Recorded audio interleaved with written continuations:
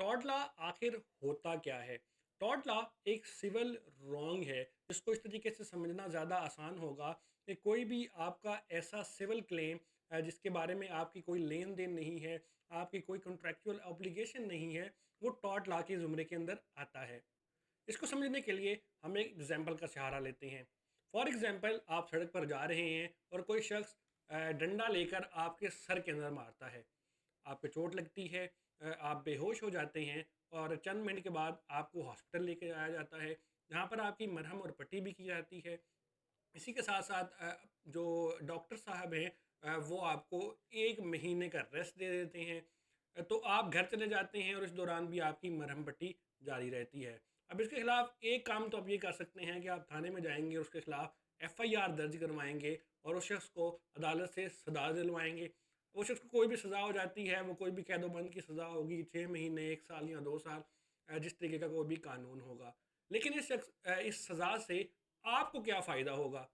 आपका तो जो दर्द है वो भी उधर ही रहा, जो आपको चोट पहुंची वो भी उधर ही रही, मरहम पट्टी आपकी की गई, आपका नुकसान हुआ, आपके पैसे लगे, आपका जो है वो वक़्त ज़ाया हुआ।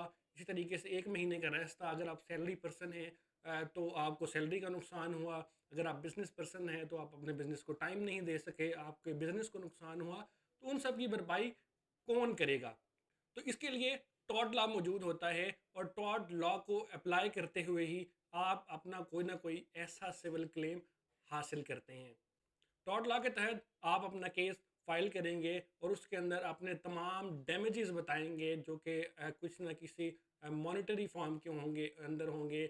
आप बताएंगे कि जी मेरा जो बरहम और पट्टी हुई उसके मेरे इतनी अमाउंट बनती है। इसी तरीके से आप ये भी बताएंगे कि मैं 1 महीना जो है सैलरी हासिल नहीं कर सका, तो उसके जो हैं वो इतनी अमाउंट मेरी बनती है। और उसके अलावा मिसक्लेनियस चार्जेस आप बताएंगे कि जिन जो मुझे पेन और सफरिंग हुई है उसकी मद के अंदर मैं इतने पैसे जो है इस शख्स से क्लेम करता हूँ।